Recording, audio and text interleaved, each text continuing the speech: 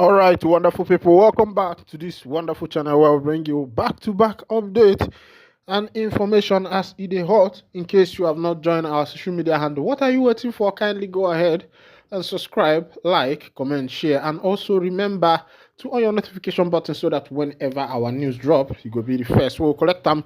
Well, let's go down to the news proper as it is hot. You don't shall as it is hot.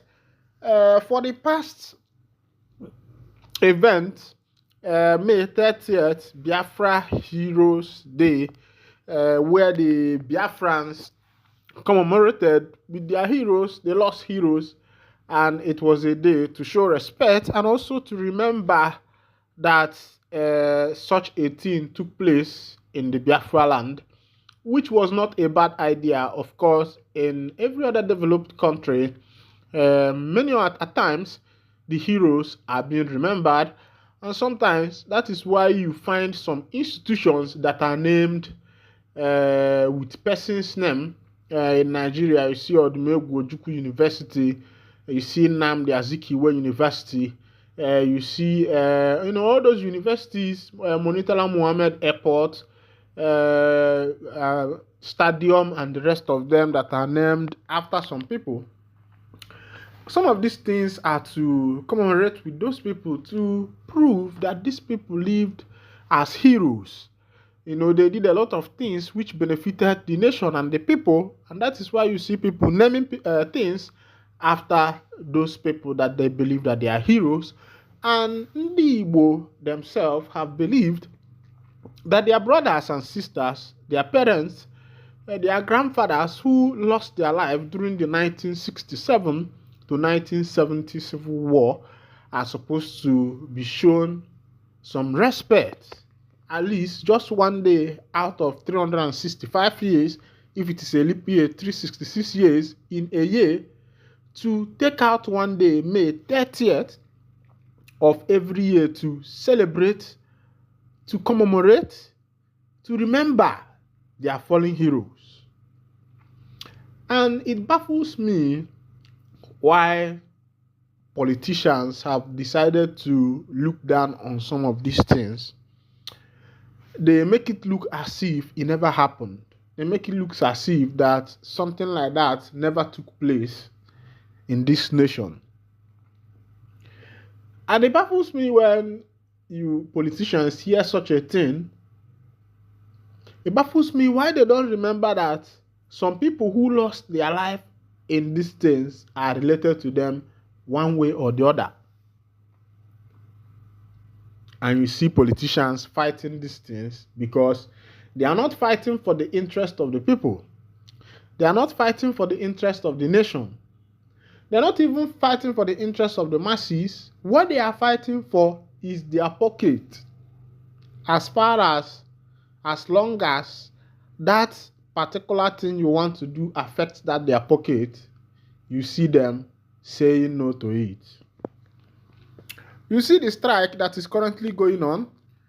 The NLC has declared indefinite strike that the government should comply with them on the issue of the minimum wage. And upon that, they have called on a strike. Let's go down, let's go down to that particular information, because if you are not working, if you are not a civil servant, we know that we are Biafrans. But still yet, most of us still operate in Nigeria. The civil servants and the rest of them, they still receive their salary and everything from that same country. That is to say that whatever that is happening in that country, you need to pay attention to until the emergence of the new nation called Biafra. As at now, you are still earning in Nigeria. You are still earning Naira. So whatever that is happening there too, it concerns you until the new nation emerges.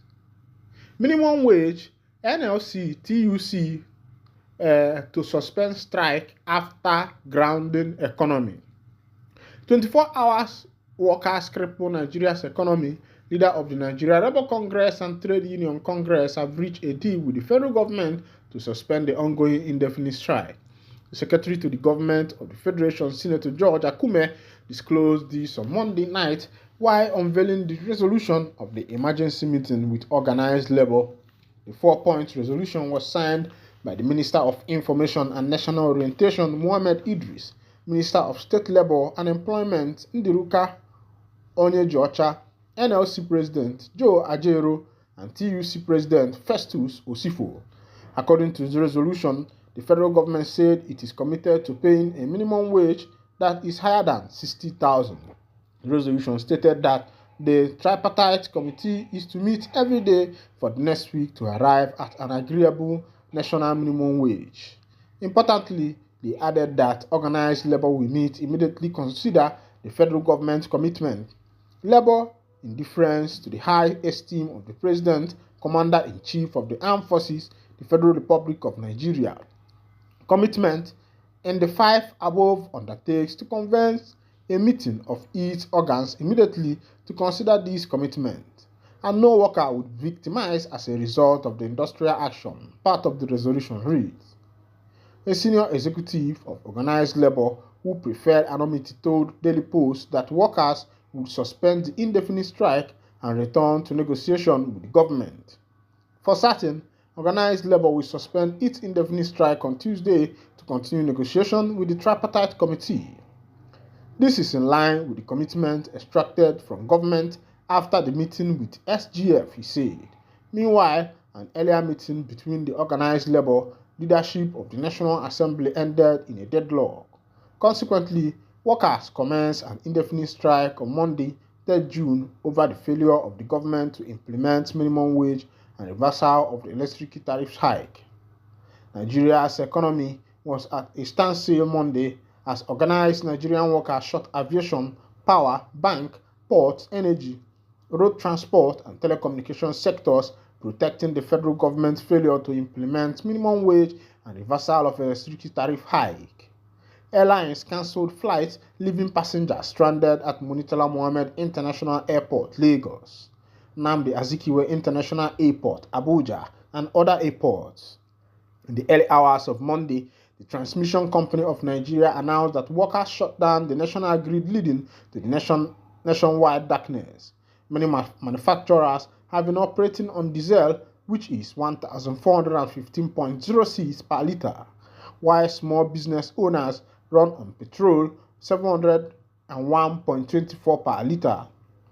To make the matters worse, the Nigerian Union of Petroleum and National Gas Workers, Bùréñ, are not exempted from the ongoing strike, making the twin product of fuel and diesel scarce.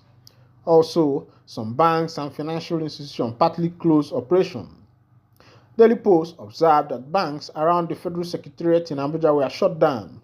This was the case in Kano, Ondo, Lagos, Bayelsa, Oyo, Ebonyi, Cross River, Akwa Ibom, Benue, and other states.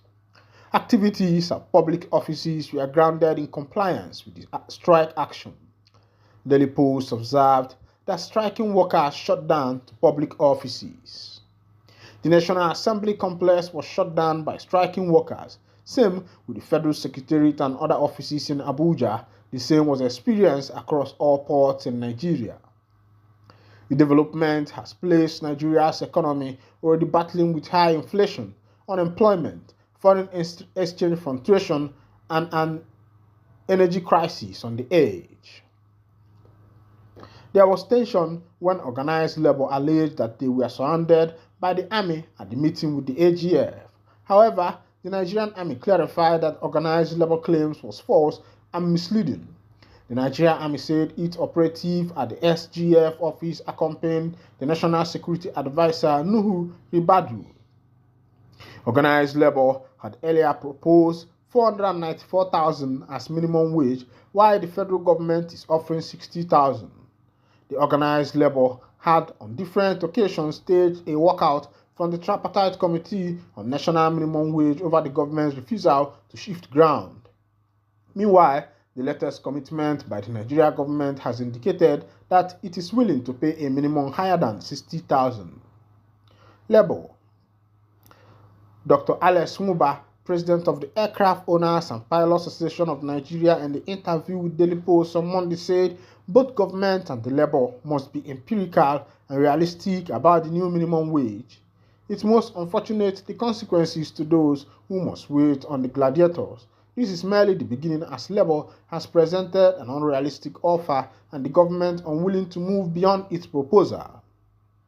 Both parties need to be more empirical, and the number proposed by each side does not address the issues and needs of the citizens. First, suspend the strike and determine what the economy can bear in wages. Conduct studies on the required cost of living adjustment as well as the numbers to keep the economy on track and competitive. My people, how una don't see as that matter they happen. This one is coming from Labour Direct, and that is the issue we are facing in the nation.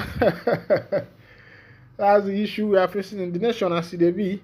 Meanwhile, get as it be where it never be before. For the matter where we say a consign Niger. Some people have believed that the country called Nigeria is their father's industry, and some politicians believe that it's their mining company. You see a lot of things happening, lots of things taking place in the nation. But meanwhile, this is where I'll be winding down the question. And if this is your first time of joining us, kindly go ahead and subscribe, like, comment, and share. Thank you for listening. God bless you.